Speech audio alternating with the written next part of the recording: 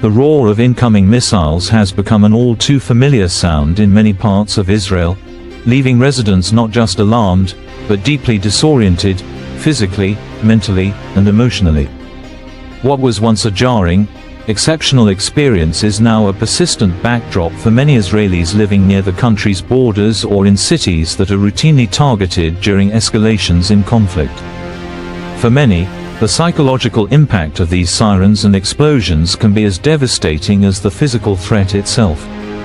The Iron Dome missile defense system has provided a critical shield, intercepting a large number of rockets and reducing casualties.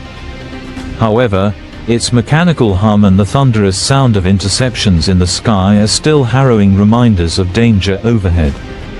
Every time a siren sounds, Israelis have seconds, sometimes just 15 or 30, to find shelter.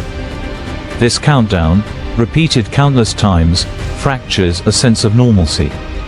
Children grow up knowing the route to the nearest bomb shelter better than the way to their school playground. This constant state of high alert has led to widespread psychological strain.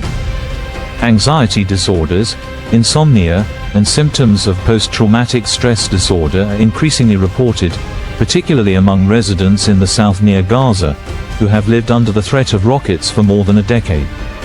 The stress is not limited to the times of active conflict. The fear of the next siren creates a constant background of unease. A loud noise, fireworks, a car backfiring, or a plane flying low, can cause panic, especially in younger children or the elderly. There's also a deep emotional toll tied to disorientation.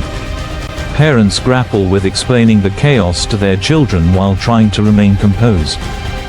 Families are frequently split during emergencies, parents rushing to pick up children from school or racing home from work to make sure everyone is safe.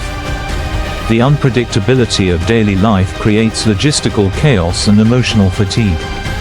The simple act of planning a birthday party, taking a walk, or going to the supermarket becomes an exercise in strategic thinking about where the nearest shelter is and how quickly one can reach it. Furthermore, the disorientation is not just psychological or logistical, it is also societal. Periods of missile attacks often deepen political divides, as opinions differ widely on the causes of conflict and the best path to security. Some Israelis feel an intense rally around the flag patriotism, while others voice frustration or anger at their leadership for failing to bring lasting peace or security. The disorientation, then, also feeds into the national narrative, shaping media, political discourse, and community dynamics. Despite this, the resilience of the Israeli people is remarkable. Communities often come together in moments of crisis, supporting one another in shelters and checking on neighbors. Still, the repeated trauma of missile attacks cannot be normalized. The roar of missiles does not just shake buildings, it shakes the very foundations of daily life. For Israelis who live under their shadow, the psychological disorientation is real, lasting,